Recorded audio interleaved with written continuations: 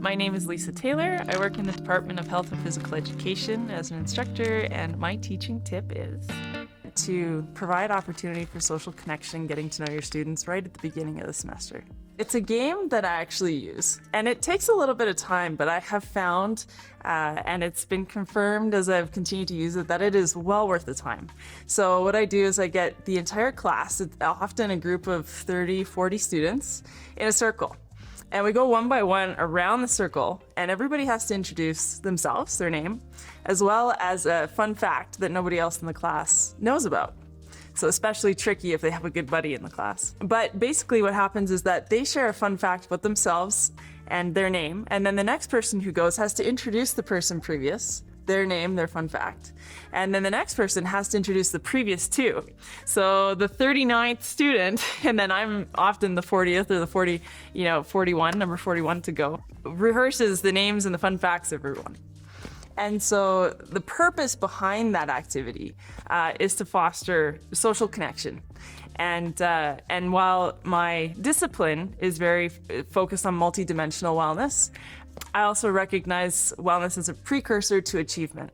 So if I can foster the social wellness with my students, then perhaps they can be better set up to achieve. A first step is to be familiar with the activity and be willing to make yourself vulnerable. This is really an activity of vulnerability. So accepting that would be the first step.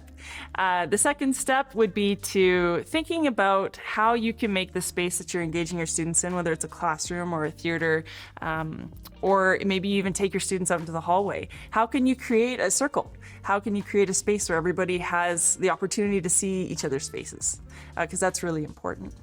And then once you have that, then, asking an individual, would you be comfortable, being the 39th to go?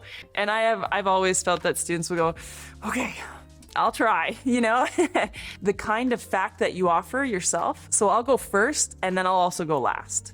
So I'll say, hi, my name's Lisa. And something I really like to do in my time is to write music and play it on my guitar. And so that gives them an opportunity to see, okay, so this isn't necessarily just about how we live in this classroom. This is about who we are as people. So I think that opens up sort of, okay, well, maybe I can share about, my family, or maybe I share about what I like to do in my free time, or maybe I share about my goals for the future. What you share, I think, how it starts off can help sort of indicate how others feel comfortable to share as well. What I've found is that it helps me to learn the students' names right from the get-go. It gives me an opportunity to connect with them. So something fun that I know about them that we can share conversation over. So I can ask them about it, and that helps our relationship to develop. But it also helps students to develop relationships with each other. And that can be especially beneficial to first-year students. So if they're having conversations or feeling intimidated to have conversations with each other, they have a point of entry now. They know a name and they know a fun fact. So it's an opportunity to develop those connections, develop their connection with me. And I feel that helps to offer a place of safety and a place where they feel welcome and able to learn.